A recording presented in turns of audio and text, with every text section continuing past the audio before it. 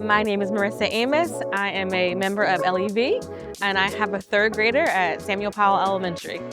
I don't think we pay attention enough to the people behind the scenes. This is most true in school settings because they are the continuity of care. I'm Carrera Wilson. I'm from West Philly. I am a member of Lift Every Voice, a founder member, and I have 3 kids that go to Berry Elementary School, and I'm also a member of 634. I'm climate at Henry C. Lee School. It's normally busy. I do lunch recess for all the grades, and then I do hallway monitoring and a bunch of other things. My name is Siggy. I'm a parent of 2 8-year-old autistic girls. Both my kids need a lot of attention and they have different needs. One of the one-to-ones that my child has named is Miss Hemmings. Miss Hemmings is a wonderful person. I'm so happy that she's working with my child. Honestly, humbly, we're like the glue. If we're not there, I think that it will really affect a lot of schools. I know that there are a bunch of Carreras everywhere. There are a bunch of climates, a lot of people that do hard work and put the time and energy in. They're the ones who greet your child in the morning. They're the one who help them find a lost lunchbox. They're the ones who they didn't want the French toast today, and so they have something on the side to get to them. I have a student who felt as though they were getting bullied, and of course they did speak to the counselor and stuff, but they still was saying that the situation was going on. So I got her and the other students together and had a restorative conversation, we like to call it. It actually worked. I remember the next day they came to me and they were excited, Miss C, we're friends again now.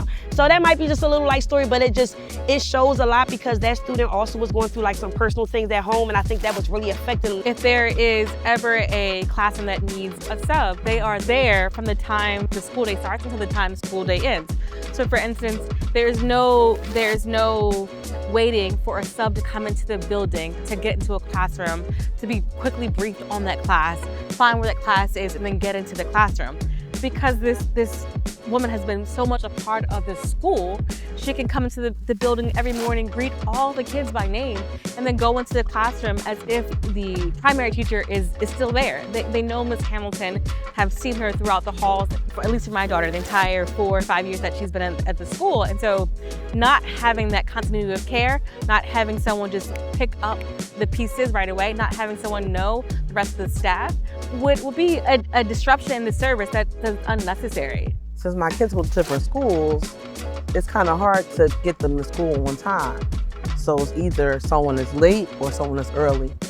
And I expressed this to Miss Hemmings, and she allows me to let her come to school early in the morning while she works in the office instead of standing outside in the cold. $75 million is a drop in the bucket to $1 billion. The school district, the Board of Education has said that these climate specialists, these building subs are essential to how schools operate on a day-to-day. So I don't understand why that wouldn't be something that we're fighting for. This should be a no-brainer to dedicate these funds for now. This is just step one of a much bigger conversation plan to properly fund all schools in the district.